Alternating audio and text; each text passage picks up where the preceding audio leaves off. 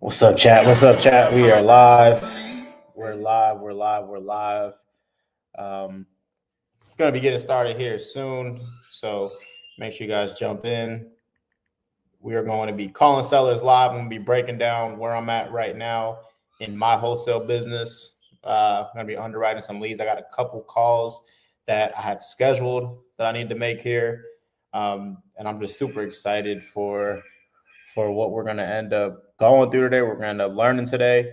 So as you guys join, make sure you leave a comment, make sure you like, make sure you subscribe. If you are not already in the free Dog Pound Discord, there is going to be a link in the description below that you can join. You can get into the Discord.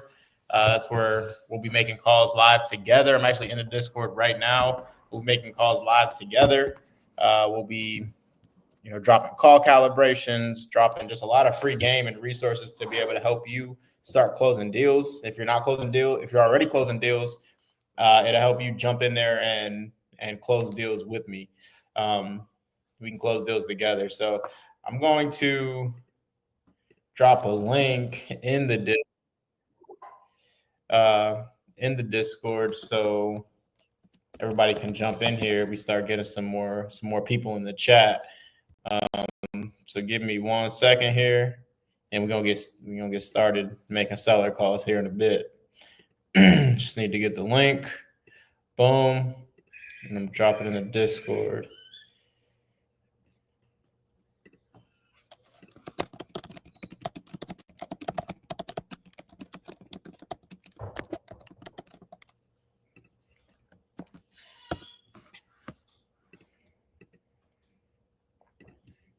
All right, so I'm going to start the dialer here soon. I have a lead right now that somebody on my team had passed up to me earlier.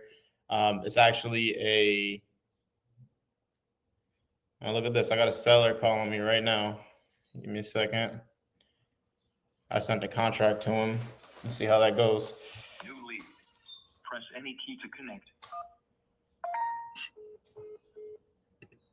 Let me give him a call back. Sent him a contract out the other day. He's calling me back. Let's see if we can get it locked in.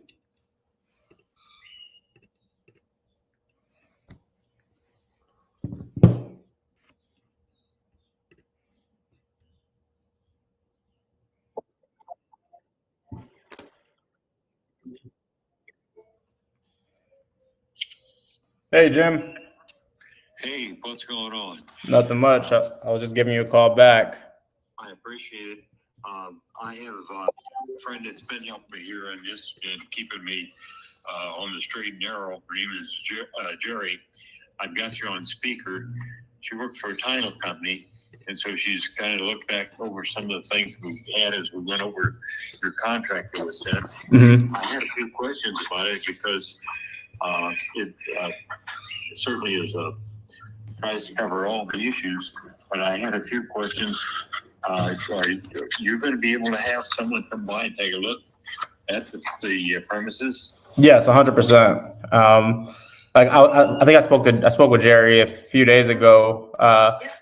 What I was saying was what we typically do. Our typical protocol is, just because I don't want to waste your time or ours, and I get a contractor off of a job, get my team off of their jobs to go see the properties that we're going to buy. Once we get an agreement in place, once we agree to the terms in the contract, the price, and everything in there, and we both sign and are both committed to each other, then I'll send somebody over there. I can get somebody there today, if that's when you need us over there.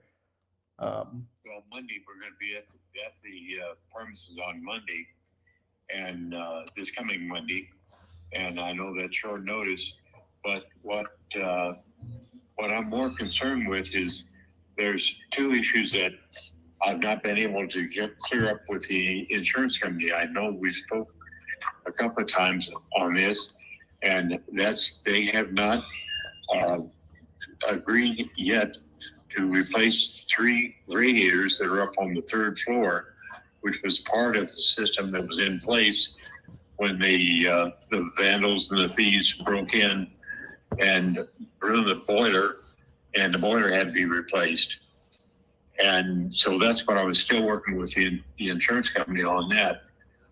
Those 3 radiators were a little over $8,000. Okay. I've talked to her, the adjuster, and she wanted to talk with the boiler people one more time to see if there were any other options, like baseboard heating or something like that, might be used in that space. And the fellow who did it, it's Envirotech is the name of the company. He said no. Can y'all hear me? Can y'all hear the seller? Let me know in the chat. Would be able to change whatever the decision would be made, but the radiators were the ones that were leaking and that system should be in place to keep the overall heating system working properly, and with the boiler that had been replaced.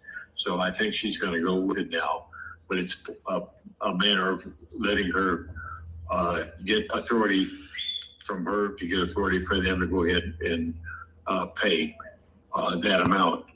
That's one item, is the heating. The plumbing, the plumbers came in and they had to replace the stool. There's 2 full baths and 2 half baths there at on the property. And the half bath, it was down in the basement. They replaced it with a new stool, and it was slow. And when you flushed it, it was a brand new stool. And the guy said, no, he said, that's the way it should be. I said, no, it's not, because it's not draining. Right. You got to flush it about 3 times for it to operate. And everything had already been paid, and all we were waiting for was just the final check with the items. At any rate, he said, well, we'll come back over and take a look at it. So they pulled the stool, had to run a camera down there. He said they hit a snag about 2 foot away from the main stack going out of the house, and it was stoppage there. They don't know what it is, but he said that they would probably have to break into the cement floor and just what was causing that. And you said they said that they caught what when they a stoppage in the part of the sewer line was blocked. Okay. And I told him, I said, look, it worked before, so I don't know if they threw something in there or something, whatever had happened to it. It had worked before. Here's a brand new stool, and I had already had him once before. The name of the plumbing company is called Crosby. It doesn't make any difference, but they had run a camera through the main line, a camera through the floor drain line, and told me there were no breaks or anything in the property, and everything should be working right upon replacement of the stools, and the system completed in that manner. But it didn't turn out that way. So the insurance company is reluctant to pay any more money to them to go further without more information. And that's really where we stand on that as far as getting this stool, the new stool that was installed. Do you think it just needs to be snaked, or do you think it's? Well, he said the snake wouldn't go through. He said the snake wouldn't go through. Okay. Yeah, and he said it was about 2 foot from the end of it. He said maybe water might be able to get through, but any other items, it was a slow. You flush it about 3 times, and finally the tissue paper or whatever it might be, the debris would go, and that's not the way it's supposed to work, of course, with a new stool. Right. And so that's the 2 areas, the heating and the plumbing, that are not certified that they're in proper working order and good working order the way they were. But I thought that they would have been resolved by now because we knew what the problem was, but haven't got the insurance company to agree either to buy the radiators, and the other one is for the plumbing company to be paid extra money to if they have to go into the basement floor and tear up that area 2 foot from the stack to see whether part of it's blocked off. That's a 4-inch cast iron floor, sewer line that is there that is for the bathroom there in the basement. but that's the two areas in which I can't certify that the plumbing and the heating are working the way they should be. Okay. So what are you thinking? Do you think they'll get back to you within 30 days, or I guess what? Well, I hope it's going to be closer to a week to 10 days or something like that. Mhm. We talked to them twice, and she wanted to talk to the people, the boiler people, and to see if there was some other options. Yeah. I talked to the guy, and he said there are no others. He said he gave the best information that he could to me, and I passed it on to the insurance company. Yeah. So if they don't insure it, I guess what would you be hoping to see between our deal? Well, you would have to settle on some action. You could use some other heaters could be used on the third floor for heat, space heaters or something like that. The system that's there is closed water from the boiler that goes through, and there's approximately 20 radiators throughout the entire house on the 3 floors. Yeah. The heating part of it really doesn't scare me as much. What I'm more concerned about is having to jack the floor up downstairs and have to go through the pipes and the water lines and everything like that. Cement now. There's been new water lines put in on all the fixtures, and the one area in which we've hit that snag was there on the basement still that they put a new one in and it didn't work properly. Yeah. So they were talking about tearing up the basement floor about 2 foot in from the stack, and then have to see if the sewer line actually is broken or what the stoppage is. He said they couldn't get through there with an auger. They had tried, and their camera wouldn't go through to show them what it was. So those two areas are things that I can't assure that the systems are working until I get an answer from the plumbing people, from the insurance people that they'll pay for them. Yeah. Okay. Your guy can take a look at the place and see if he has some other questions or other ways to go at it. I don't have any way of resolving it without at least the insurance company tell me one way or the other, and I anticipate them actually giving a yes, going ahead, but I can't say that it's going to take place before 10 days, 2 weeks or something like that. Right. I guess what I can do is I can just because when I make my offer, I kind of assume the worst. I assume that I have to do things like this. So I guess I can just assume that the insurance won't cover it until we get an answer from them. And if they do, it's great news. And if not, I'll just prepare to do the work myself. What questions did you have about the actual paperwork? The contract, we have several. Okay. And I'll just read them to you. And Jim's right here. We circled on page 1. We'd like to have the legal description filled out, said to be determined. I mean. Yeah, is there any reason that it wasn't already filled in, or we could fill it in? I could fill it in. Typically, I just let the escrow agent do that, just so I don't make any mistakes, or our team doesn't make any mistakes with the property, and we end up maybe copying the wrong legal description and just mixing things up. But I could put the legal description in there, no worries. Okay, and then we had a question about 1.6, where it says April 24th, 2025 will be poor. Mm-hmm. We'll come back to that, but we do have a question about that. And then 1.7 and 1.8, it references these in other parts of the contract where it talks about a mailing address, and these are blank. We should have that filled in. Good. Such as the title company, we don't have any information as who they are. Where they're at, anything, which I know there's some here in town. Yeah. I'd like to have that mailing addresses and Jim's filled in so that it's complete. And yours. We don't have the mailing address for you. Mm-hmm.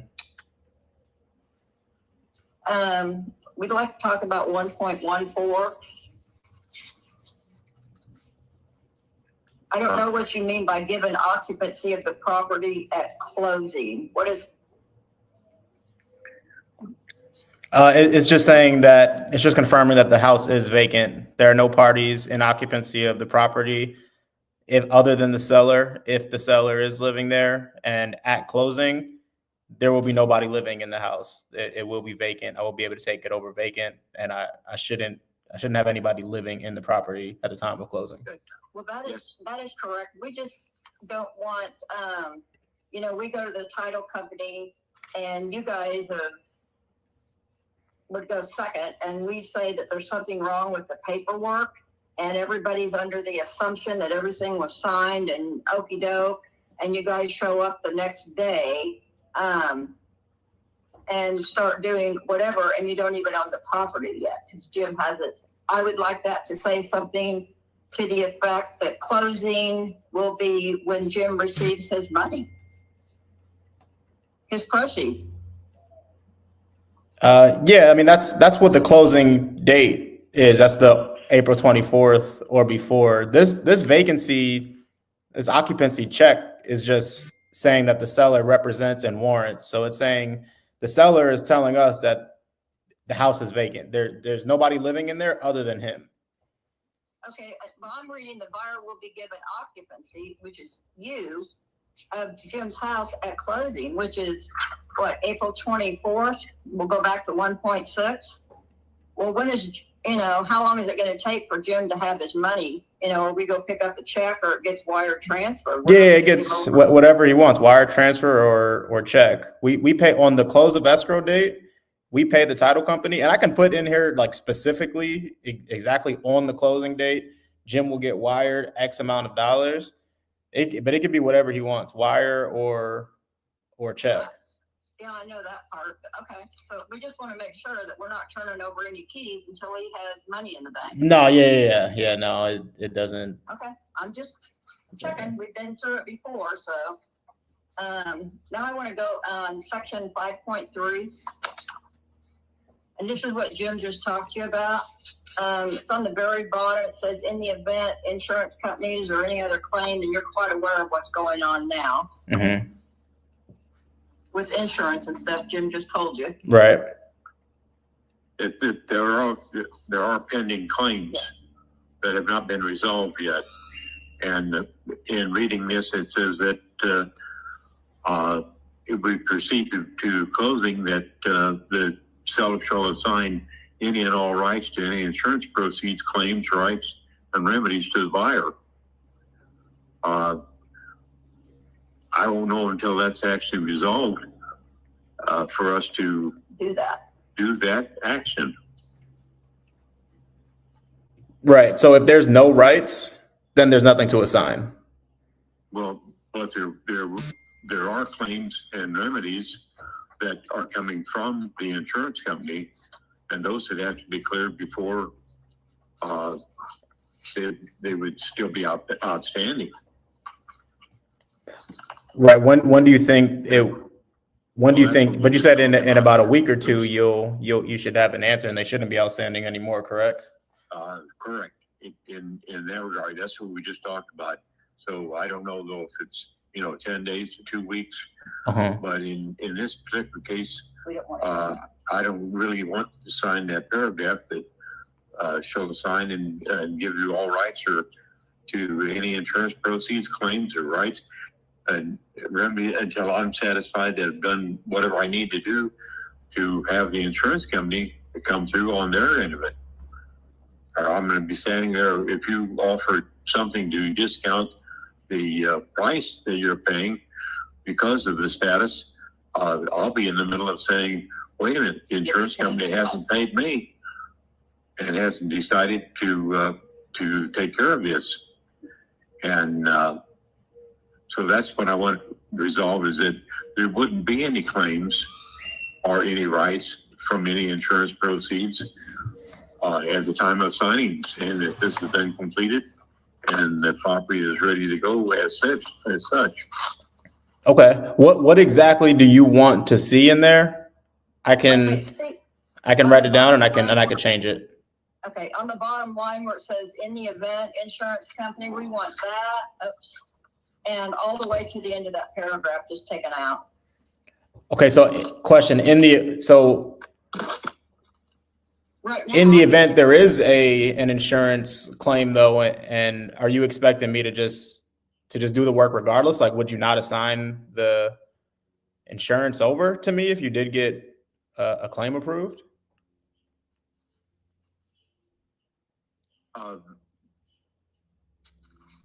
You mean if the insurance company approved the work to be done, Right. and we were pending the completion of that work, I believe it would have to be completed, and not just sign the rights over to you and say, okay, they're going to take care of it. I wish I could guarantee that they would do it, but I can't do that. In other words, any rights to any insurance proceeds, claims, or anything that may be outstanding should be cleared up and finished by the time we close this transaction. There shouldn't be any outstanding claims. Okay. So then that wouldn't, so I can take that out, but then here comes the issue on my end. Cause then it's like, well, what happens if the insurance claim is approved and I'm not saying it's going to happen, but what if they start to jack up the concrete in the basement and something goes wrong there, right? Or the insurance company or the contractor that doesn't finish the work and whatever could happen, right? And now I'm stuck with a broken up cement floor in the basement and exposed pipes. Well, we wouldn't be able to close the deal if it wasn't completed. I wouldn't expect you to take something that hadn't been finished. Okay, so if they were committed to repair it or seen it to be done beforehand, it wouldn't be. I don't think it'd be possible to sign off on it and say, "Well, it's your problem now." Got it. Okay, so if I scratch that last line out, could I add a line just saying that seller intends to repair the plumbing in the basement and the radiators?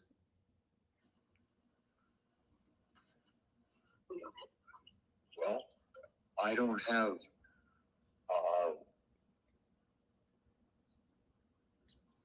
I don't have the wherewithal to say that we would repair it, that the seller would repair it, because we're leaving out the insurance company. That's saying that I would fix it as the seller.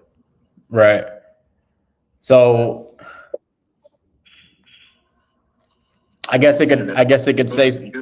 Go ahead. If there's repair work, I'm disclosed to you that there's repair work that needs to be done, that the insurance company is in the process of agreeing to repair it and take care of it. But I don't feel like I can say, okay, we're going to sign any rights over to you and see where we go from there. And unless you're not going to discount the price of the property and take it as is without any repairs needing to be done. Yeah, because that's the thing, right? Like I could either buy it, Let me just say this: in me disclosing to you that there's repair work that needs to be done both in the heating and the plumbing areas, and for me to say I expect the insurance company to finish up and finish that claim and pay those proceeds that are needed.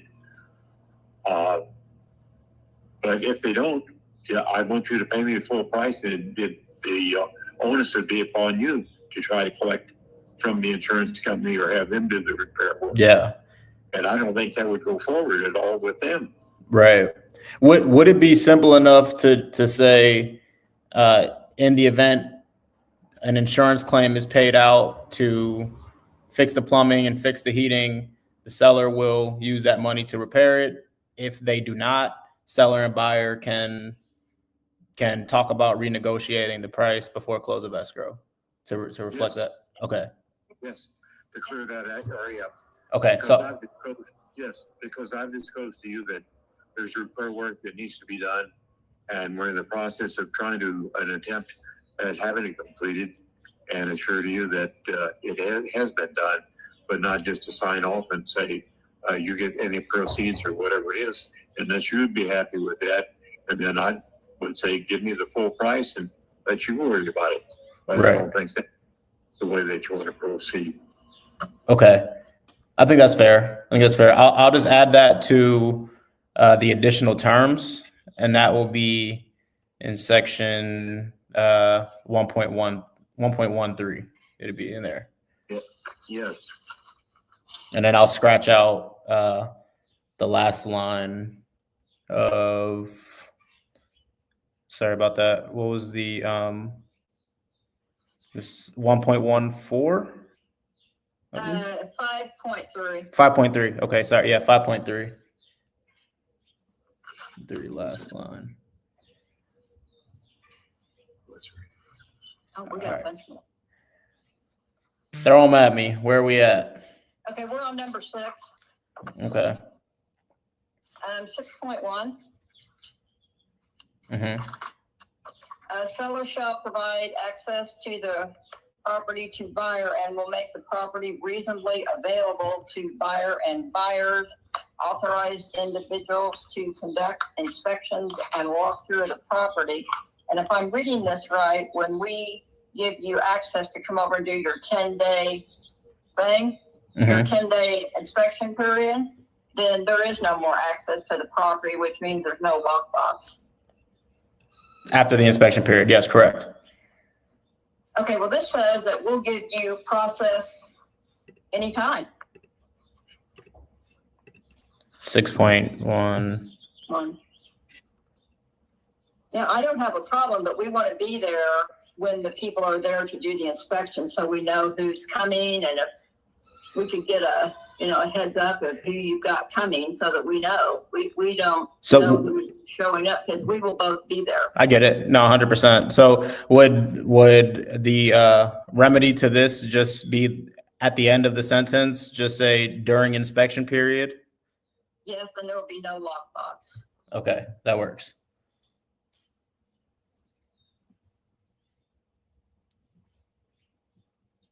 That's easy enough. No worries. Now we're on number 8.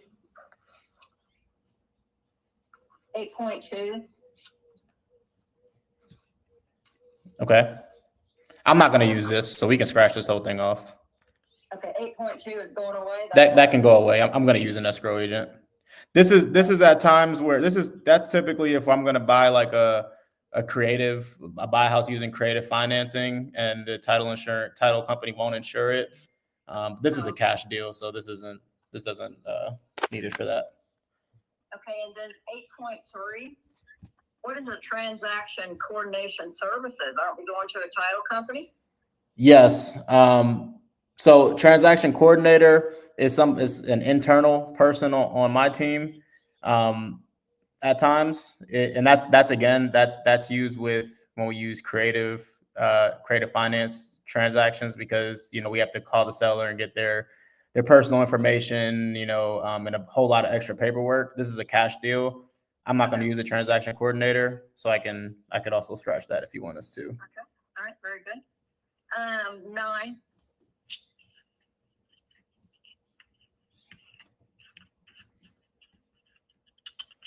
Okay. What 9.1.4, 9.1.6, which you guys have just now talked about with the plumbing, heating. So 9.1.4, we were just going to suggest that it's deleted, because we're not going to.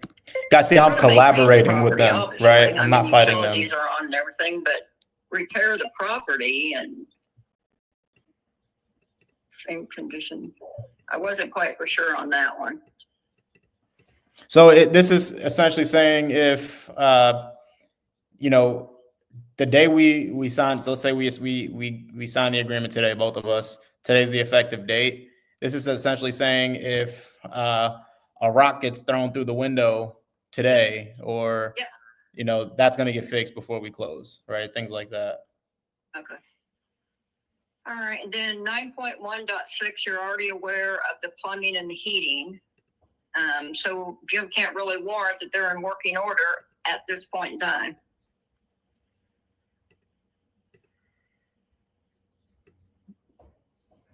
And you already know about that. Right. I'm buying it as is, so I can take that off as well. Okay.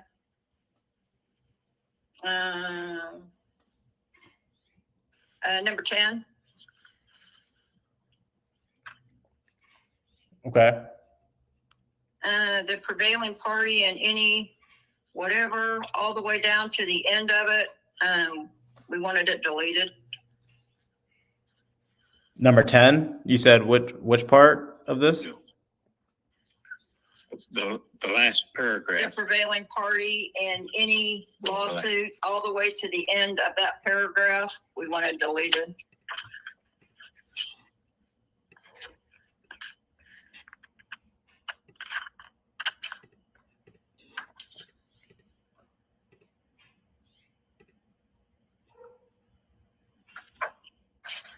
Just curious, why do you want this part taken out? Jim's the attorney, so he can talk to you about that. Well, in it, you have, if the buyer breaches the contract, the seller accepts the deposit as the seller's sole right. There's not a real problem with that. That's above that. That's the last sentence. But the prevailing party in any lawsuit arising out of or to enforce the contract shall be awarded its reasonable attorney's fees, expert fees, costs incurred prior to and after the filing of such lawsuit. Any attorney's fees awarded in favor of buyer may be paid to buyer from the proceeds. There's not going to be any lawsuit. No. And there's not going to be any proceeds paid for attorney's fees. You're not going to pay it out of yours. Yeah. Okay. I was just curious as to why there's not going to be a lawsuit at all. So, I can strike that out. That's not an issue. Okay. All right. And then on 12, we've already talked about where you're going to fill out mailing addresses and whatever so that it's totally filled out. Okay. Yeah. I'll just need the mailing address as well Okay. for Jim. Now we're on 13. Okay. 13.2 assignment. Mm-hmm. You're saying that you can assign this contract to any person, partnership, corporation without us even knowing? Mm-hmm. How do you do that? The contract's with you. How do you just arbitrarily give it to somebody else without some type of an addendum to the contract, changing the name? Right. So, there's a few reasons when and why we would do this. I'll tell you how. So assignments are, you can assign any type of contract unless it says no assignment allowed. And essentially somebody would just fill in my shoes in this contract. So nothing would change in the terms, nothing would change in the agreement. The person that it would get assigned to would also have to abide by everything that was agreed to in this contract.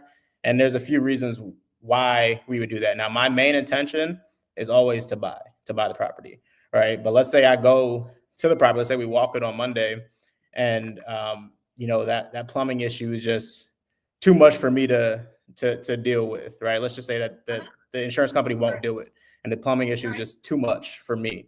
But I know somebody who it would work for.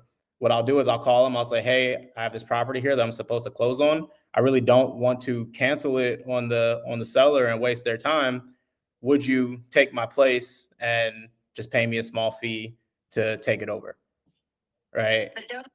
But I'm just looking out for us, because when we kind of like to know who's taking over, and I think an addendum would say, that you're no longer involved and it's now Joe Smith Construction Company, LLC, or partnership or whatever, so that we know who we're dealing with. You're in Arizona.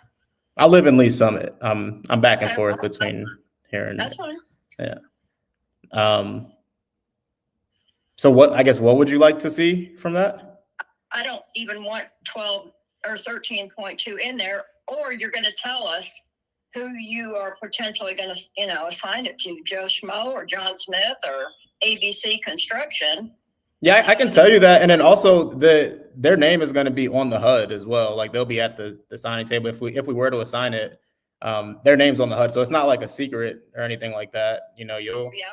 Well, the title company on the closing statement isn't going to know who the buyer is unless there's an addendum to the contract or. Well, no, the title company would, because what I would just do is I'll every time we do this, we connect the title company. We say, hey, this person, we're going to assign the contract to this buyer. Here's their contact information. Here's their LLC. Here's their proof of funds. Here's their earnest money, and everything gets done through the title company. It's not like it's just a handshake deal. Everything is legal. Oh, I understand all of that, but I'm just looking out for, we're sitting over here, with a house to sell, and, now you've got John Doe Construction that we don't even know after we've met with your people or whoever, and have a relationship with, and then all of a sudden, Joe Smith shows up, and we're going, well, who is he? And we're in the dark. I think it's just courteous to let us know if you're, out of the picture, and then, Joe. Yeah, 100%. And I will tell you too, if we were to assign it, I would never be out of the picture. I wouldn't just hand it off and walk away. I would hand it off, and I would make sure the whole transaction gets done exactly how we're supposed to, because your relationship is not with whoever you assign it with. It's with me, right? And that's my name, it's my company that's on the line, and I have to make sure it closes regardless. Like there's been times in the past where we had too many projects going on at the time. I assigned one, and the buyer didn't close, so I stepped in and I closed anyways, right? Because that was our commitment. And you should, because you're the, okay. Well, I'll let Jim make the call on that paragraph. That's just what my personal feeling is. I'd like to know who we're, involved with.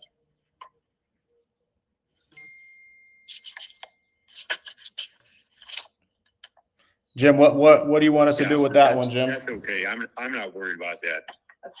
We're on this one. Now we're on 13.3. Stay calm, stay cool. It's all good. Tell them the truth. Okay, what about this one? Okay, this says that you have the right to market your contract interest in the property in your sole discretion, which may include but not limited. I know about MLS and all that. I mean, you're only going to do this after you own it. You can't list the property that you don't own. So I wouldn't list it. I wouldn't think about listing it at all. This marketing part is only in here because I'm not a real estate agent, and in the event I do, I would assign it. I would have to send the property out, send the pictures out to other investors that I know. So that's where like the marketing part comes in. I wouldn't list it on the market. So if you want me to take off the MLS part, I'll gladly do that. I wouldn't plan on listing it. Yeah, we don't need it all out, on MLS and everybody driving by, and we're not there, and I wouldn't do that.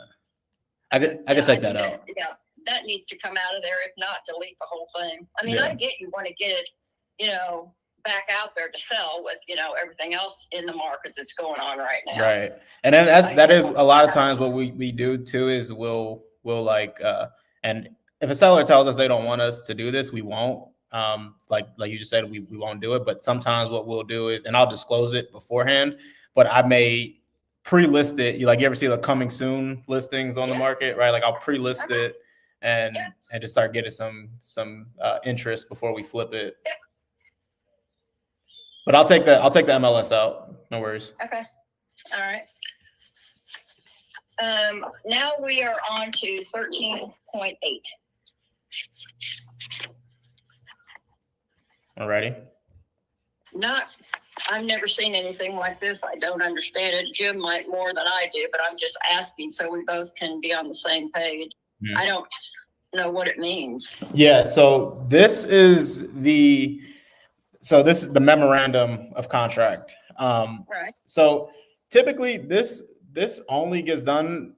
Essentially, this is us filing to the courthouse saying that we have interest in buying the property. Right. Once we sign the legally binding agreement, which is what we have right here, this contract. Once we all sign it, we all have interest, right? So like I'll start spending money before we close, right, on our inspections and appraisals and things like that. And then there's been times in the past where like I just had one out here because I buy in Arizona too. It's in Wickenburg, Arizona. We were 2 days before closing, and the seller calls me and he's like, "Oh, I changed my mind. I don't want to sell anymore." And we've already spent a lot of money, time, and resources, and get it and denied other properties that we could buy. So what we had the option to do, but I didn't do it. I just told him I was going to do it, but we had the option to file the memorandum, which makes everybody else honor the contract that he signed with me before they close. So title wouldn't be able to close on it without them talking to us and me releasing the memorandum. But this only happens if our seller just decides to not commit to their side of selling. But honestly, I really don't even like filing these. Like it's a waste of time. I like to think that the people that I'm doing with, they'll keep their word with me, just like I'm going to keep my word with them. And I almost never have to file them. And if I do, the worst thing I'll do is like I'll just say I'll file it, and then just honestly, I'd never go down to the courthouse and file it because I just have so much going on. But what is in the memorandum? You're talking about inspection. I mean, isn't that part of your due diligence before you really even enter into a contract? That's why I'm no. So the memorandum, it only gets filed if I'm ready to close. I'm prepared to close, and the seller decides to change their mind. But all I read that is tying up the property when it really is not applicable in this particular case. There, as far as I'm concerned, you're signing a contract. If you want to proceed on the breach of a contract is one thing, but filing a memorandum to tie up to where nothing else could be done with anyone else because of that, or until you could clear that. That's like I saw a clause in the contract that someone had that said they could cancel. The buyer could cancel on any cause they wanted, but the seller could not cancel, except in the process of 10 years. It would be a viable contract on the part of the seller. And that's crazy. And that's crazy. And nobody would sign that. Right. Or nobody with any common sense would sign it. And I don't think that's applicable to this memorandum of contract needed in this setting. Yeah, I don't mind taking it out either. Like I said, it's in there to protect us, but I will tell you, I've only ever filed one memorandum in the last 5 years, and the only reason why I did it was because this guy had an auction the day before. The very next day, I ended up I stopped his auction with him. I stayed on the phone with him for hours, and him in the bank. We stopped the auction. We got ready to buy it within the next week or two, and the guy got abducted by aliens. I know he got abducted by aliens because I have not spoke to him since then. Yeah.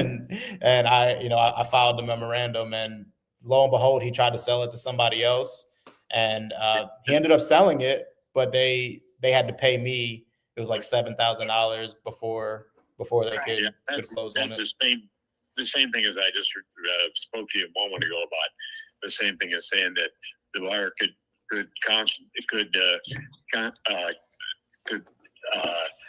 not go through with the contract, and the seller couldn't do it for 10 years. Yeah. I mean, you don't plan on not closing or anything, do you? No, not hardly. No. Well, I'll take your word for it. I don't have a problem taking that out. It's not an issue. 13.11. Mm-hmm. I think Jim had a question about that. This termination are extended by one time, 14 days. What do you think the basis would be for this? The basis for this, anytime we would have to do this, the basis for this is if the title company's not ready to close. We're going to be ready. If the title company is not ready to close by that, then we typically use that. That's the only time. That's the only basis that we would have to use that. Okay. I think that covers all of the points that we had talked about. Yep. That's it. I was having fun. That's good. Okay, so I can make these changes. No worries. I'll make the changes, and you should see it over in your email. I would say give me about before the end of the day. I'll get it. I'll get it over to your email. It's just tedious, just changing all that stuff. So I'll have to wait till I get a break, and I'll be able to go through it line by line and change it all. Is there anything else that would stop us from moving forward if all those changes make you happy? Not that I know of. No, we've already discussed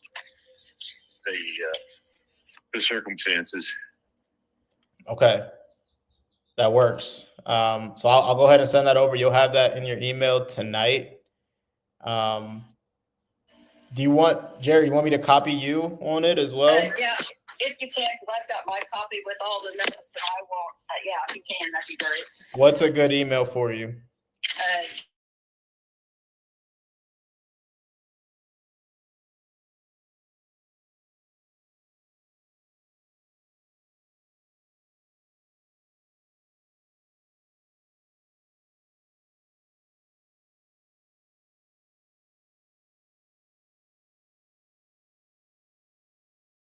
That Jim, I already have your email, so I will send it both to you here before the day's over, and then I'll send you a text just letting you know that I sent it over. Okay, thank you. Alrighty.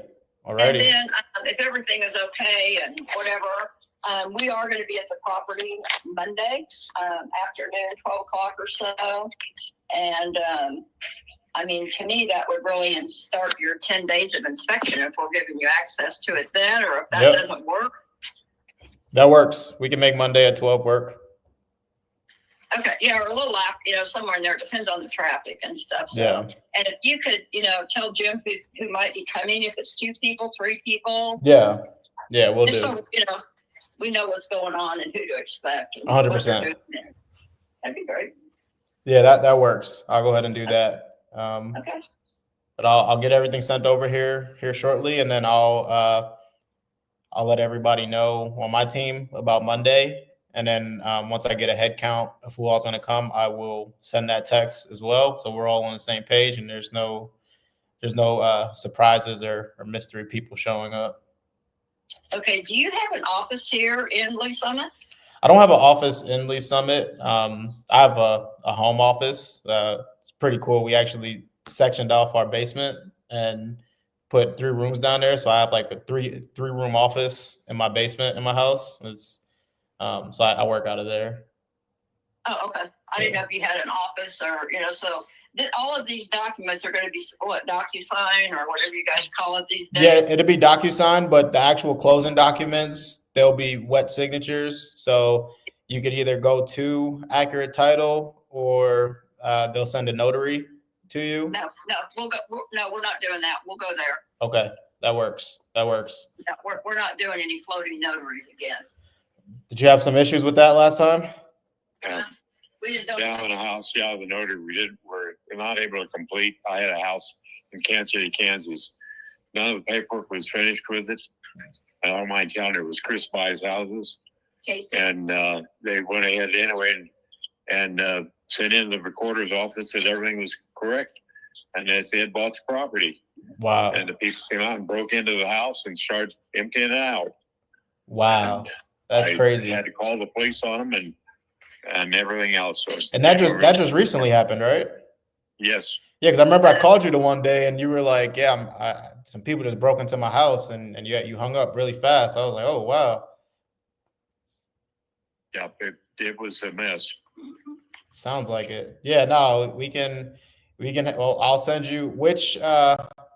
What part of town are you in now? I can set it up to have the Accurate Title that's closest to you. Yeah. Overland Park. Overland Park? Okay. There's an Overland Park office. That should work.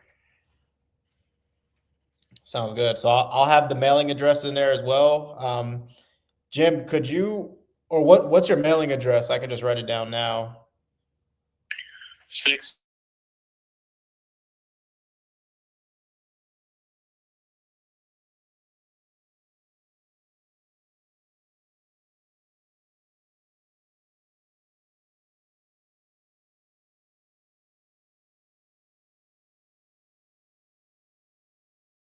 4. 66204. Okay. That works. And I get my mailing address on there as well.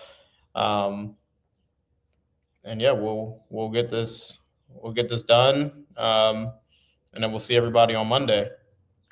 Okay. Thank you. All righty. Thank you, Jim. Thank you, Jerry. I appreciate you too. Talk to you soon. Bye-bye. Bye. Dog. They went down that contract line by line, dude. Yeah, that was crazy. But as you guys can see, you stay calm, you stay cool. A lot of that stuff in the contract, honestly, are not needed. Like anything that you see me say, yeah, I'll take it out. I'll just take it out. Is not needed for us to close. As you guys do see as well, when they mentioned the assignment clause, I stayed calm. I stayed cool. I told them exactly what happens. I didn't lie to them, right? My intention is always to buy first, especially in the market that we're looking at, like Kansas City. I would like to buy the really good ones, right? Like my intention is I come across a smoking hot deal, I'm buying it. I'm gonna renovate it. If it's a deal that's better for wholesale, I'm going to wholesale it, right? And I let them know that, hey, if there's somebody, there may be a situation that is just too much for me, or it's just not a deal for me once I walk it. Instead of me, and I made it feel like, it just makes so much sense for them to allow it. I'm like, well, if I'm in a situation where, we walk the property, we already seen it, instead of you starting this whole process over and I already know a buyer that will buy it, I just pass it over to them. They pay me an assignment fee. We close and follow everything that's in the contract. This guy's an attorney. He's a lawyer. So he understands contracts. He understands how it works. He's like, I don't care as long as the deal gets closed, I'm fine. Right. And you'll find most people say that. Most people don't care. Most people only have a problem with assignments if you're not going to close. Right? Or if you drag them out for a long time and you don't close, I'll tell him in 10 days during our inspection period whether or not this is a good fit for us or not. But let me know if you're in the chat right now and you heard that whole call, you heard us go through the contract line by line. Let me know your thoughts. Let me know if you got any value out of that. I think that was a really good call to listen to because, he's at the finish line, right? And typically what I'll do is I'll make the changes right then and there on the phone and just have them sign. But he's an older gentleman. He has an advisor with him. They're clearly interested, or they wouldn't have wrote down all those points. And I asked him straight up, are you doing more calls? Yes, 100%. We just got started. I asked him straight up, is there anything that would stop us from moving forward today if everything is how you like it, or if everything is updated in the contract? Right? And he said, yeah. I don't see anything that would stop us. All right, perfect. So I'll get that switched over and I'll call you back. So I hope you guys got some value out of that. I think that was a really good call to talk about. Yasin, I'm about to call your seller right now, the car wash. So you sent me his number right now.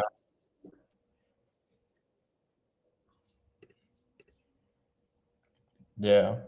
Also, guys, if you are in the chat right now, you hear some people in the background talking. They are in our virtual office. That is exclusive in the Dog Pound. If you are interested in joining and just being a part of the virtual office where we do sales training, we do our calls together, we do role plays, and we really just do deals together. Send me a DM so you can apply. not everybody is, because I spend a lot of time with these people. Not everybody is qualified to be in here. So make sure you apply to be in here. DM me the word apply, and we'll get you the application. But yeah, we're in a virtual office in the Discord. We're in here making calls together, doing deals together, sharing leads together, and just doing a thing. So it's actual application, live training, and just getting deals done. So Yassine, let me pull this guy's number up here quick. You said his name's Earl?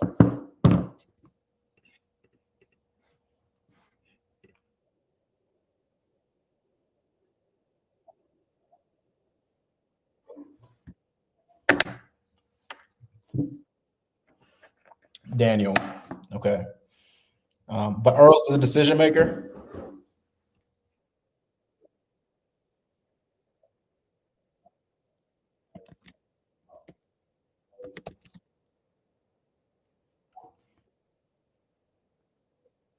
All right, let me call him now.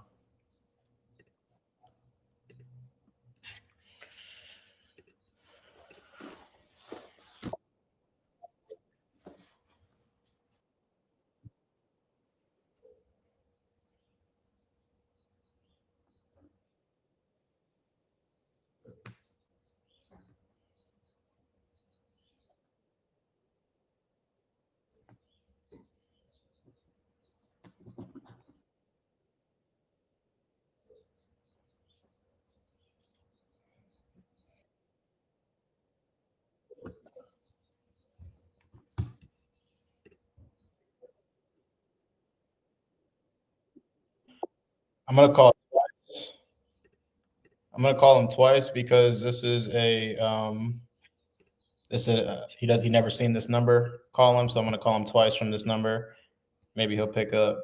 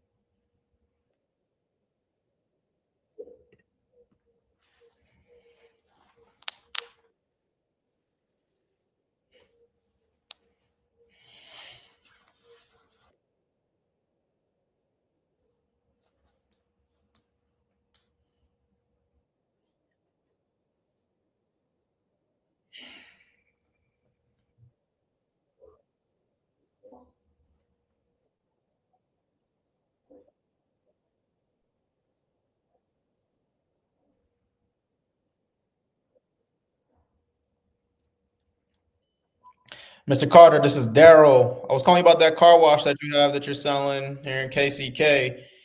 Give me a call back. My phone number is 520-462-3824. You spoke with Yassine on my team earlier.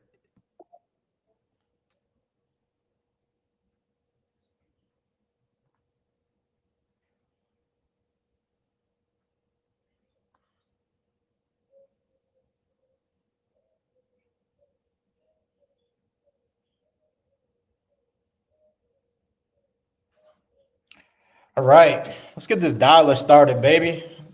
I'm about to call. No, nobody's on a call right now. I don't think so. I don't know if Yassine is or not. I am live on YouTube though. I am live on YouTube right now. Lock it up.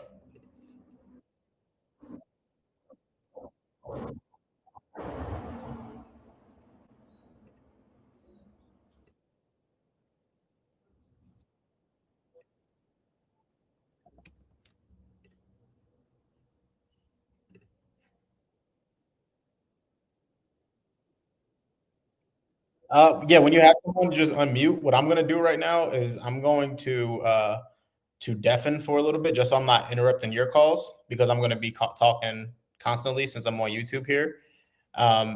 If I get on a call and I see nobody else is unmuted in here, I'll just unmute and let my call play so you guys can hear it. Yeah, I'm live on YouTube right now. They can't see you though. Yeah, no, it's just me.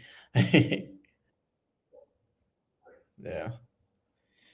Sounds good. All right. Let me deafen. Let me start my dialer.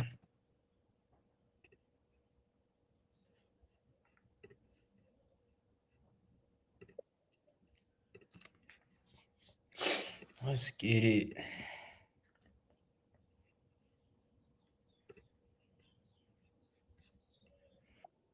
I'll start my dialer. Not prejudging leads. I'm not reading notes until they answer. So let it ring. Keep I get somebody.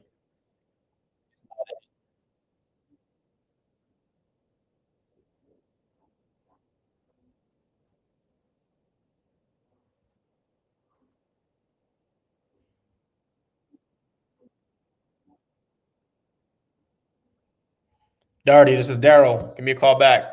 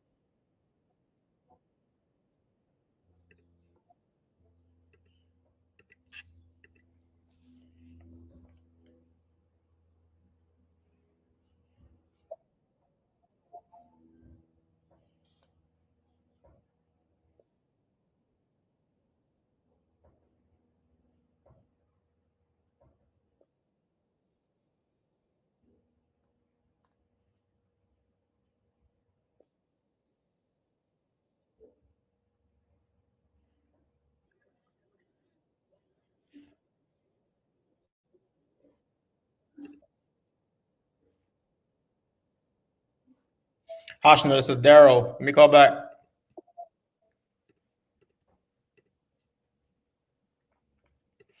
So these leads are inbound leads, and phone call leads that are,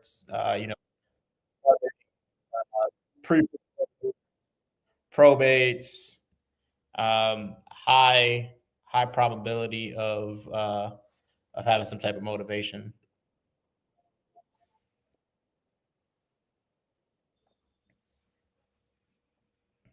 A lot of our leads following up, getting them on the call. The fortunes in the follow up.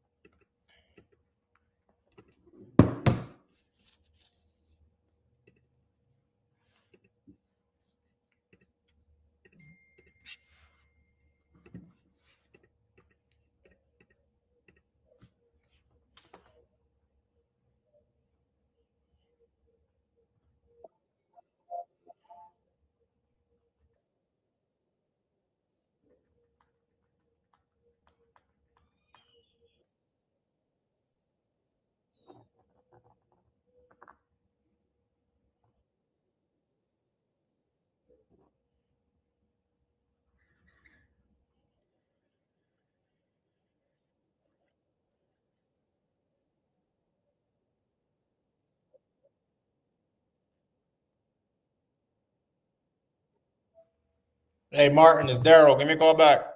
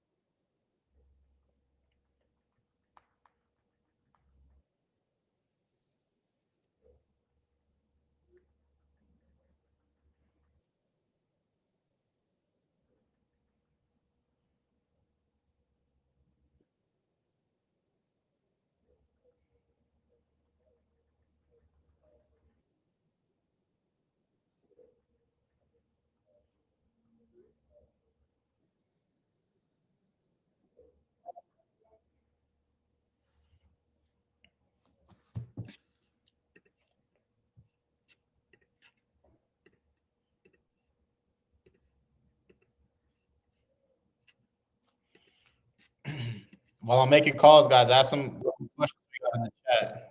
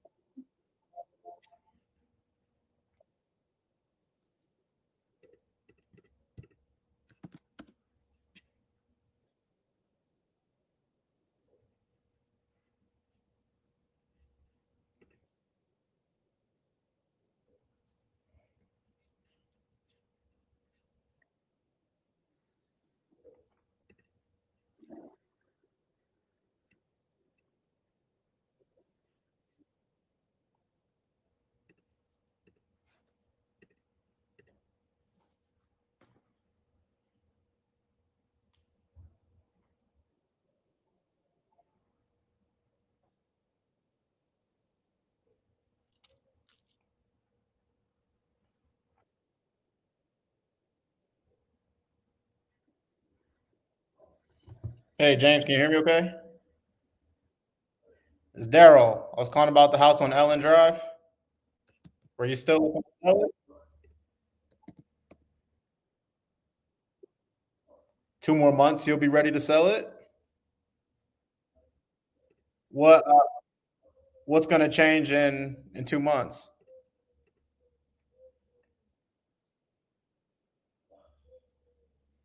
Oh, so you haven't even decided. I thought you meant so when sometimes people say in 2 months, they mean like They'll be ready to sell in 2 months. Okay. I believe you spoke with somebody on my team a few months ago saying that you may be interested in selling it. So they told me to give you a call. Um, I guess what would make you want to sell it at all? Got it. Okay, so you're doing repairs and renovations to it, and then are you going to list it on the market once you're done with that? Or did you want to sell it to somebody off market fast and cash?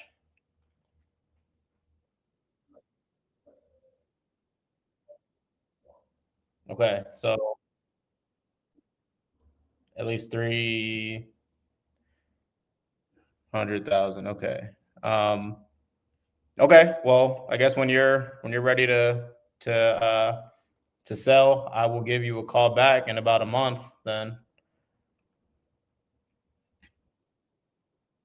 you think I should make it 2 months? When do you think? I don't want to bother you. Okay. All right. Sounds good, James. I appreciate it. I'll talk to you in a month. All right. Bye. Yeah, you guys couldn't hear that? You guys couldn't hear the seller talking? Let me know in the chat. One in the chat if you could hear the seller. One in the chat if you could hear the seller. What up, Joel?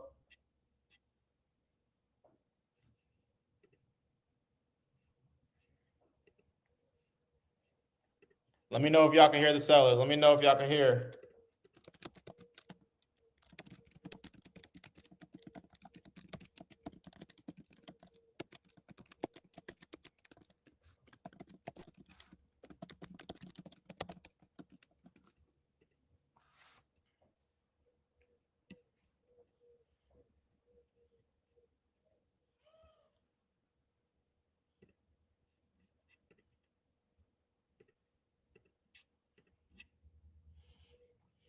Let's get it. Let's get it.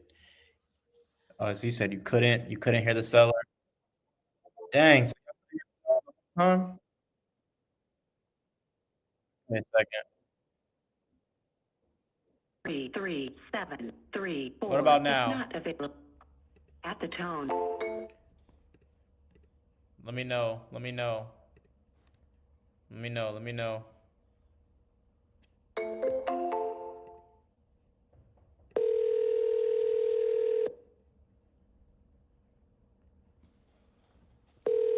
Man, that's crazy. I thought y'all heard the sellers the whole time.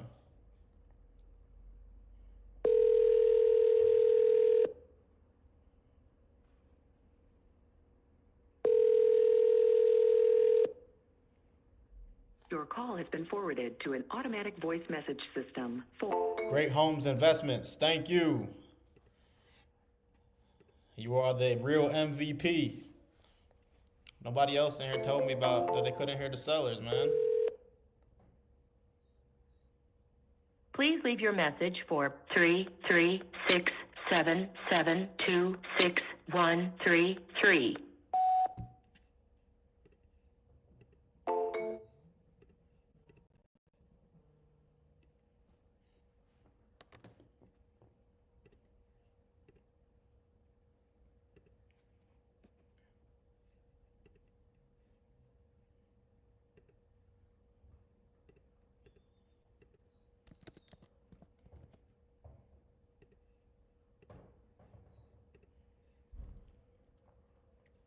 How long do you call per day?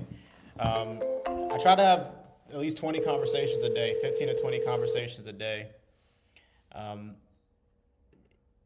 if you're in the Dog Pound Discord, you're going to start to see me post my KPIs and stats every day in the Discord. Your call has been forwarded to So an at the end of automatic each day, I'm going to put how many calls, how many conversations, how many contracts, how many leads that we got that day. So if you want to just get a better idea of what it takes to start closing more The deals, person you are trying join to the reach Discord. is not Join the Discord is free. The link is in the bio below. What up, Rob? My guy.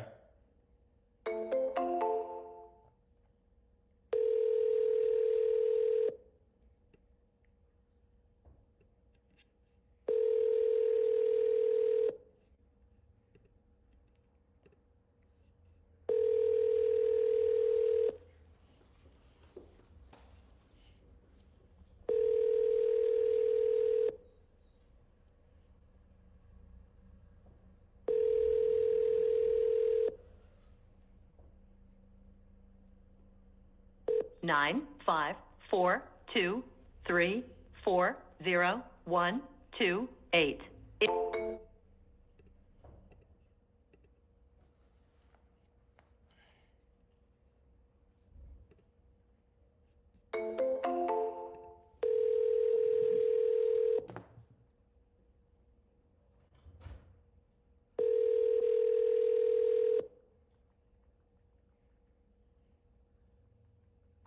Please leave your message for 815-67137.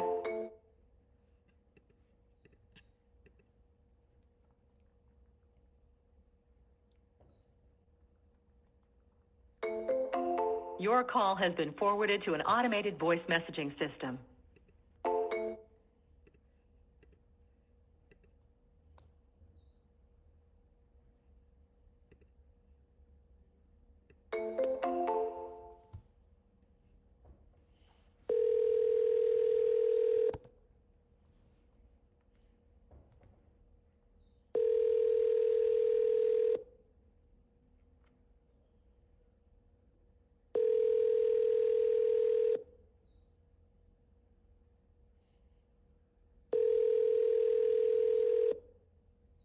Your call has been forwarded to an automatic voice message system. 830613.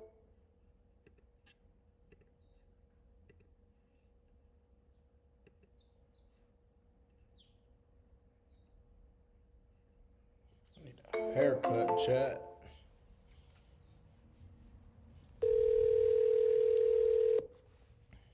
Some braids, something.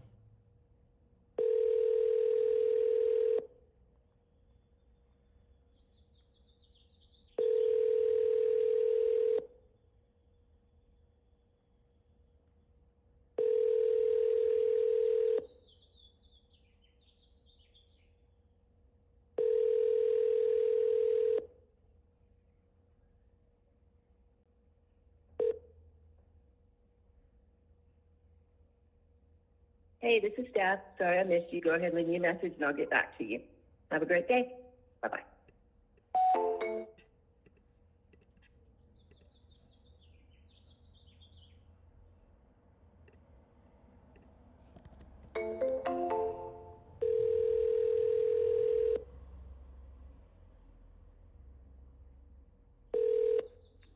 Hello? Hey, Hello? hey, Mr. Calder, can you hear me? Yeah. Hey, this is Daryl. I was calling about the house on LC Lane in Mount Vernon. Yeah. Were you still looking to sell that? Yeah. Yes, we've had it in the hand of a realtor. It's in the hands of a realtor. Is it listed right now? No, not yet. She's coming back the 3rd. Take more pictures, or take pictures and everything. Are you still living in the house? Oh, yeah. Okay. Do you want to go with the realtor? Like, did you already sign with the realtor, or would you want to sell it cash? Well, we've been offered $60,000 for it, and that just ain't enough. No. What do you need? 85. 85. Yeah. Yeah, I wouldn't be able to make 85 work. I think I'd be closer to around the number that you already said no to. Right. So she plans on listing it. You said on the 3rd, and you're not on a. Yeah, she said should be no problem getting 85. Yeah, and I'm assuming you're not on a strict timeline or anything. You can afford to put it on the market, and if it takes a couple months to find that right buyer, you'll be okay with that. Yeah. Okay, perfect. Yeah, people I typically work with, they don't want to wait to list it on the market and list with the realtor. They'd rather, trade some of the equity that I need to be able to turn around and make it a profit for, their time that they're getting back in return. Right. So if you're in a position, you're like, hey, I'm okay with listing it, no worries. I was actually calling because I know we spoke before I think I spoke to your wife in the past. Oh, yeah. And I have in my notes that you got a surgery, so I'm praying everything went well with that, and you're healthy and you're good. Oh, yeah. They just cut out a large, ulcer. Okay, good. I'm glad to hear you're back. But yeah, I was calling back to let you know that I may be able to just put it on the market for you and bring you a buyer. But you have an agent that's going to do that for you now. So you're good. You're good. Yeah, it's a MVP Realty team. Okay, perfect. Well, I hope you get it sold. I'll check back in a couple months just to make sure you got it done, and just wish you safe travels in your next journey. Alrighty, I appreciate the time, man. Yes, sir. I appreciate you. Have a good one. All right. See you there.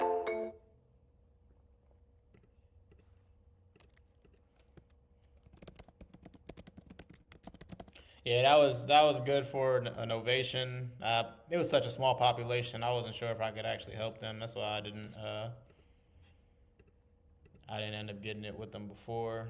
But I had made them that $60K offer. That was me.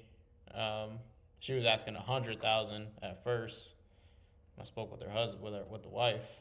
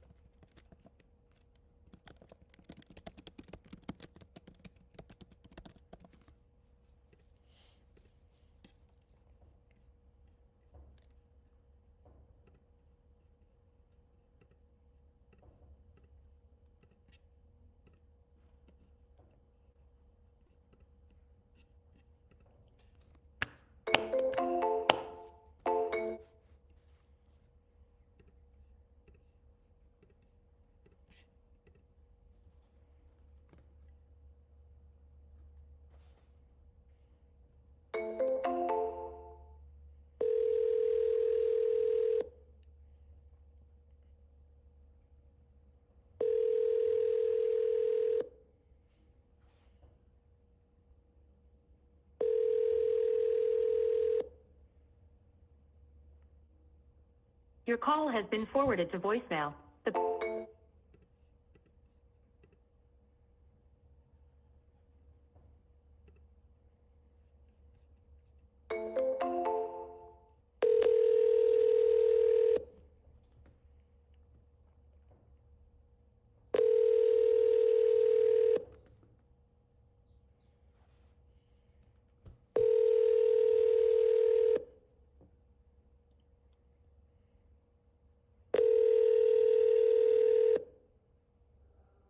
I'm sorry, but the person you called has a voicemail box that has not been set up yet. Goodbye.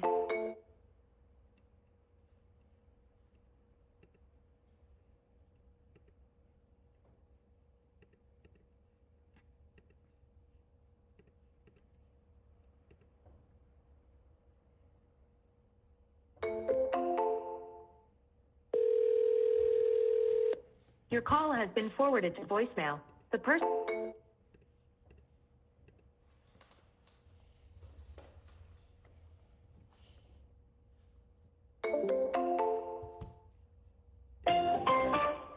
The person you are trying to reach is not accepting calls at this time. Please try your call again later.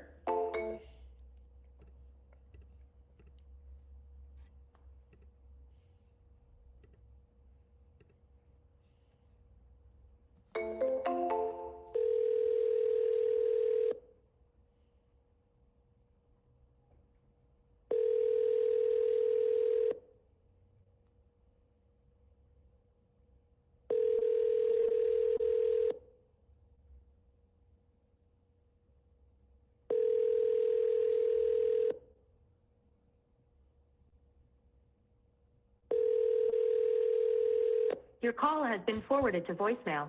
The person you're trying to reach is not...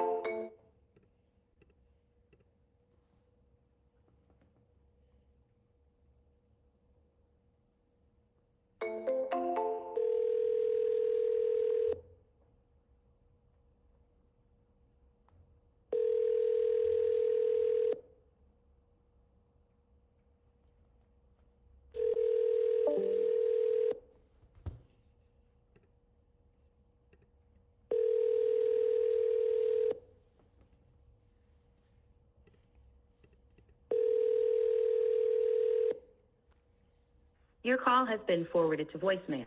The person you're trying to reach is not available. At the tone, please. It's important to keep yourself going during these times because there's going to be times where you're calling and calling and calling and no one answers. You got to keep yourself up, excited, in a good mood.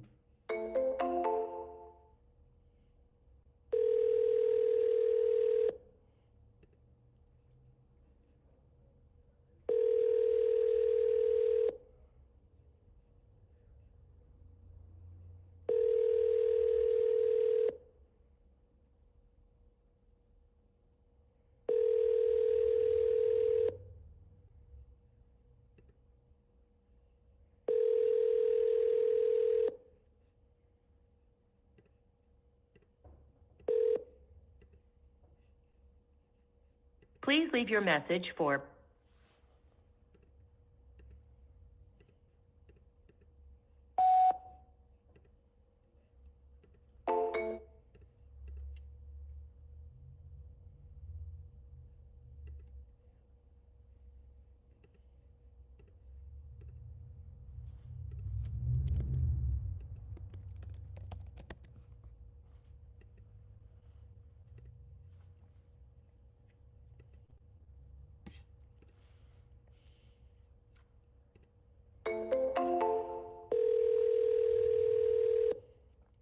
Let me know who's in the chat with me.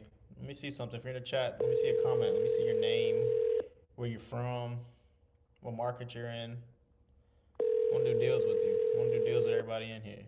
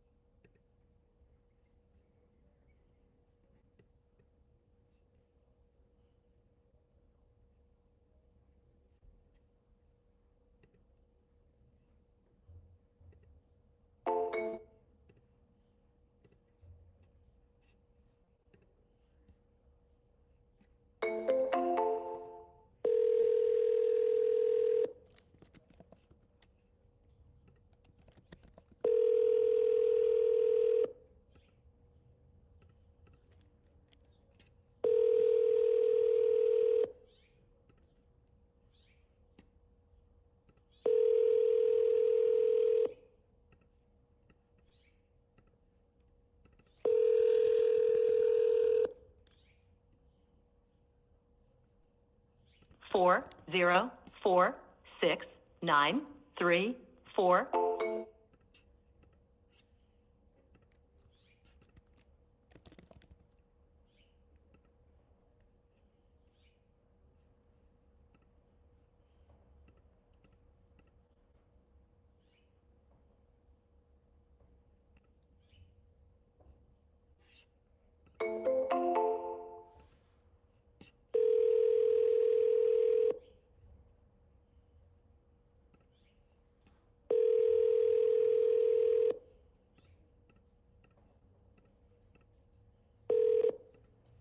Please leave your message for Kara Ferris.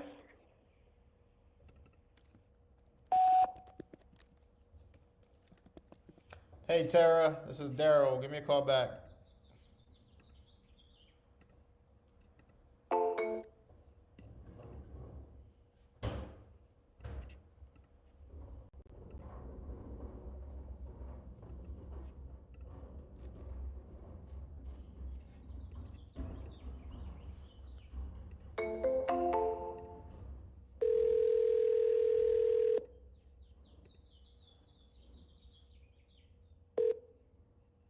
Please leave your message for 90450833618.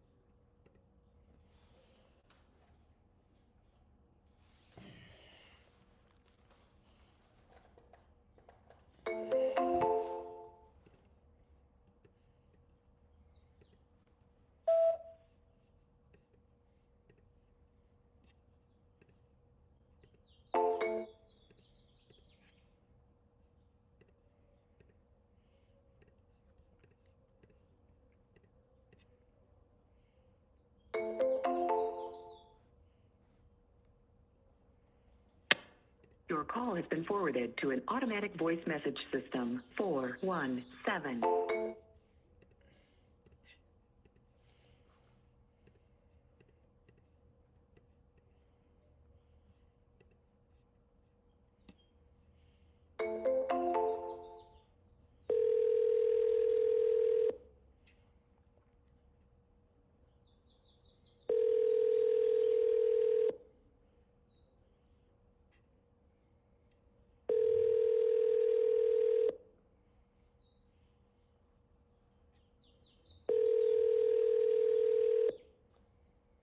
Your call has been forwarded to an automatic voice message system. 25424844496 is not available.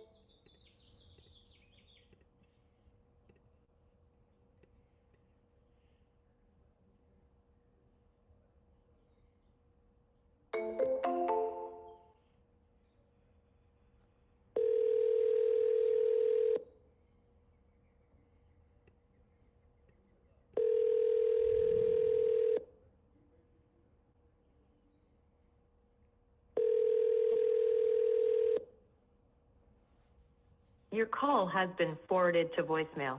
The person you're trying to reach is not available. At the tone, please record your message. When you have finished recording, you may hang up.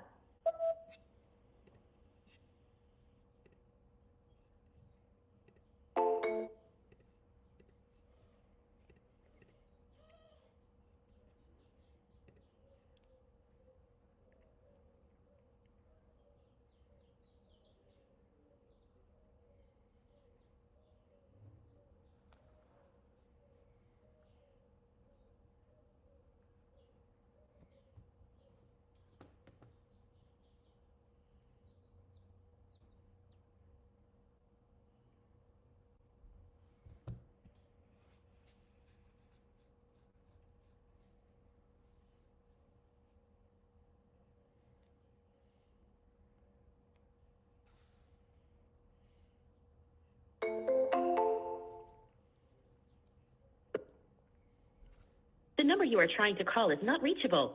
PPS 6180.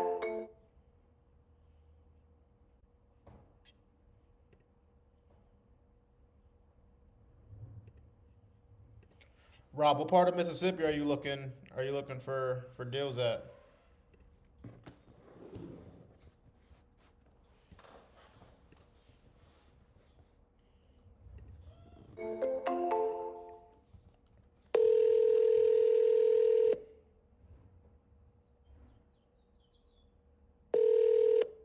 Your call has been forwarded to an automatic voice message.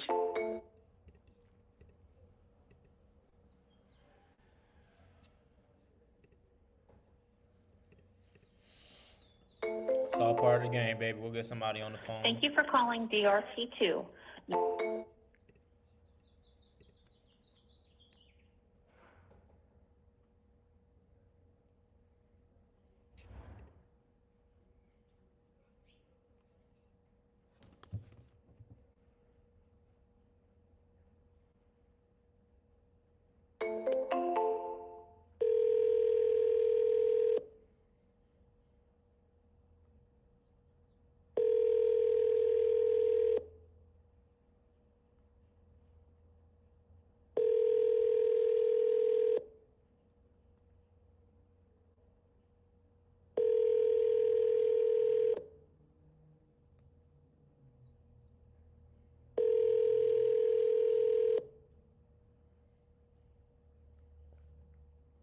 Your call has been forwarded to an automated voice messaging system.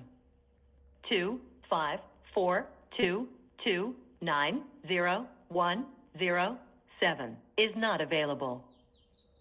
The mailbox is full and cannot accept any.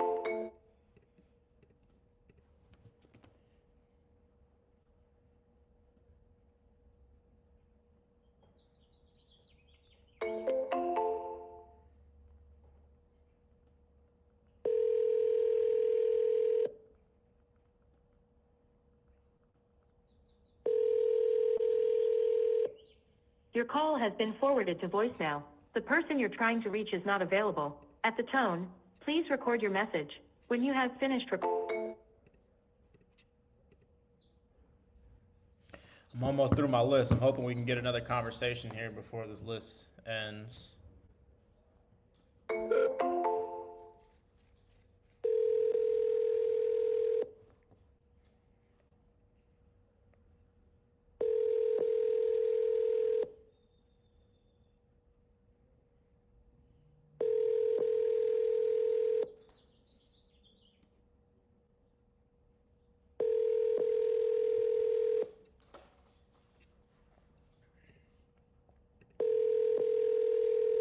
Your call has been forwarded to voicemail. The person you're trying to reach is not available.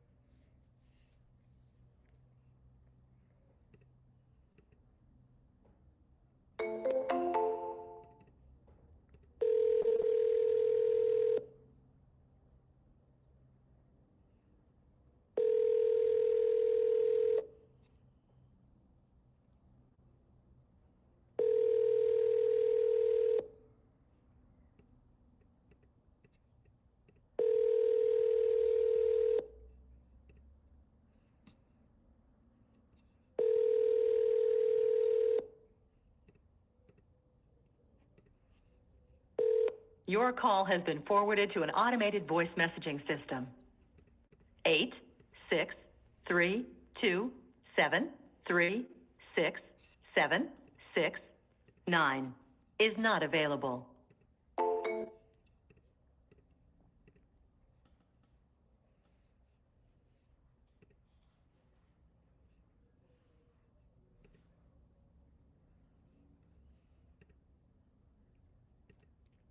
At this time.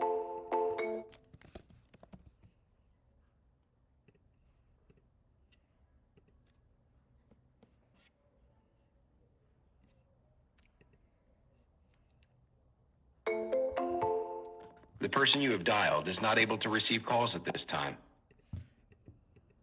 Andres said you end up locking that lady up. Andres, you talking about the first lady that had all those questions about the contract? If so, if that's what you're talking about, they said they're gonna sign. I just have to send the edits we made in the contract. Yeah, they said they're gonna sign. I just gotta make the edits in the contract. They'll sign though. He's just pretty analytical.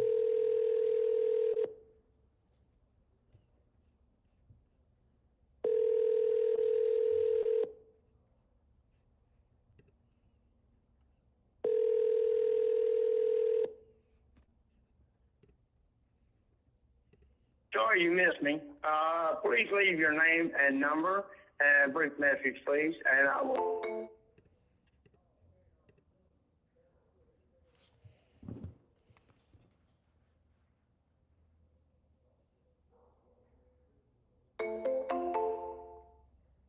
Your call has been forwarded to voicemail. The person you're trying to reach is not available. At the tone, please record your message. When you have finished recording, you may hang up.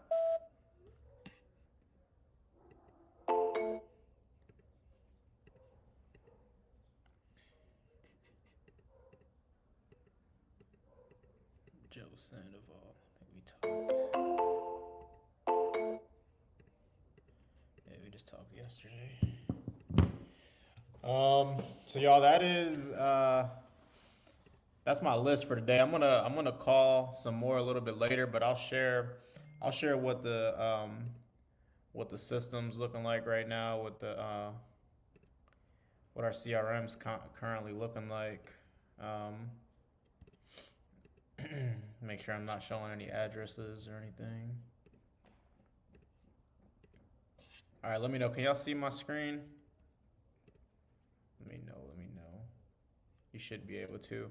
Okay, so right now, we have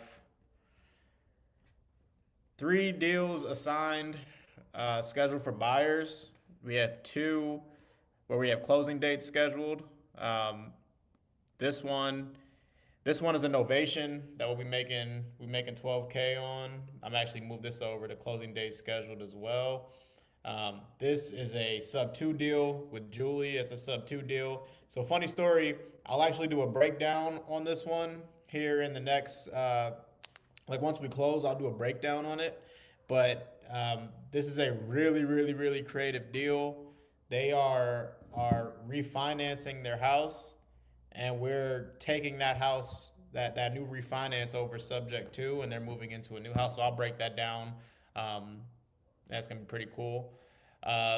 Gina, this is a novation agreement. Nobody would come up to her number. Nobody could solve her problem. She had a foreclosure that she was pending. We ended up stopping the auction, extending the auction, and we listed it on the market. We got an asking price offer, an offer at our asking price within a day. So after we pay closing costs and everything like that, we'll net around 12K on that one. The other sub 2 deal we're doing, we're netting 15K on that one. And then this guy, Isaac, he's also a sub 2 deal that will net 3K. Those all have closing dates scheduled. This other one's an assigned to buyer. These have issues that we just need to solve, but they are assigned to buyers. Shout out to Andres, because Andres is actually in here. He actually locked up Ashita. So we're under contract with that one. That's going to be a 20K assignment right there. But this is in Baltimore City. She has a tax lien on the property that is more than what the house is worth, more than what we agreed to on the price. So we're going through a program right now in Baltimore City. It's the $1 house program where the seller has to agree to sell their house for $1. And in order to do that, they has to go through this super long process, get approved, and they'll wipe all the liens off the house. And the seller walks away with $1. We end up being able to buy it. It's out of the seller's hands. It's in our hands. But that process is just taking a little while, so we're going through that. And then this other one with Cynthia, that house is it's a probate issue. So we're just going through the probate process right now. We thought it was finished, but it's not. But we already have a buyer that it's assigned to, just pushing that to the finish line. So those are deals that we currently have assigned. And then we also have, so that's right now in the next 3 to 4 weeks. So I won't add this one because I don't know that this Ashita deal is going to happen in the next 3 to 4 weeks. It may, well, I would say the next 2 months. So let's say in the next 2 months, we have 65K in assignments already scheduled. I have another 2 where we need buyers for. This one's a novation. If you're in El Paso, Texas, or if you know anybody in El Paso, Texas, we have a deal there in El Paso for somebody to move into. If you could bring a buyer, we'll pay you a buyer's agent fee. If you know a buyer's agent who has a buyer, and they end up bringing the buyer, we'll connect you, we'll pay you. And then this other lady, Violet, people may not, I don't know if you guys care about this, but I figured we can have a segment like this where I just talk about the deals that we're going over at the end, so you guys can get some live feedback and just see that we're actually doing the business. But this lady, Violet, this is a house that was sold. She sold it to somebody subject to the existing mortgage. So she let somebody take over her mortgage. They paid her a down payment. It was actually a sub 2 student. Took over the mortgage. They assigned it, or they wrapped it to somebody else. The person that they wrapped it to has been in default, and they can no longer make the payments. So I spoke with the person they wrapped it to. They're willing and ready to deed it back to the seller. We need to deed it back to the seller first before anybody can buy it. And the title is just like really messy right now. So I need to find a buyer. This is in Kissimmee, Florida. I need to find a buyer, but I also need to get title clear so that way when the new buyer takes it over, there's no issues and problems. So that's going to be a pretty decent sized headache deal right there. But we need to find a buyer for that. And then there's a few other ones that are paused that we're just currently working on right now. So that's our pipeline. We have a good, I would say about 80 to 90 grand in the pipeline that we're just getting to the finish line. So it's my job, it's my goal as the main acquisition person on my team to just fill the pipeline up with deals. Just fill it up with deals, fill it up with leads, fill it up with deals to assign. And that's what we're doing. So I'm gonna just continue making calls, continue talking to sellers, and just making that happen. If you already did not join the free Discord, make sure you click the link in my bio. Even if you're in the free Discord, I made a lot of new changes to where if I don't have your email, if you're not recently joining, you're not going to get all these free resources. So even if you're already in there, just make sure you sign up again and you'll get put on the email list for all the free resources. So you'll get 5 days in a row of emails with free resources that I use in my everyday business that you can use in yours, and you'll start closing deals a lot faster. So make sure you click the link. It's thedogpound.io. It's a website, thedogpound.io. Fill in your email, fill in your phone number, and then you're going to get a text. Once you respond it's going to send you emails for the next 5 days of free resources that you can use in your business to make money today. You don't want to miss that. Make sure you sign up for that ASAP. Everything's free. I'm not asking for any money for any of that stuff. So you guys seen me go through a contract, a real contract negotiation with the seller. We had a lot of mix-ups and back and forths going on that we had to address. None of it was really serious, so we'll get them to sign. I'll be back on Monday to let you guys know that we got that signed. So Monday, Wednesday, Friday, 1:30 Pacific time, 1:30 Arizona time. That's going to be 4:30 EST. That's going to be 3:30 CST, where I'm going to be going live talking to sellers. It's going to be a consistent thing, so set your calendar. Monday, Wednesday, Friday, I will be here. I appreciate everybody for jumping in today. I will holler at y'all on Monday. Y'all have a blessed weekend. Peace out.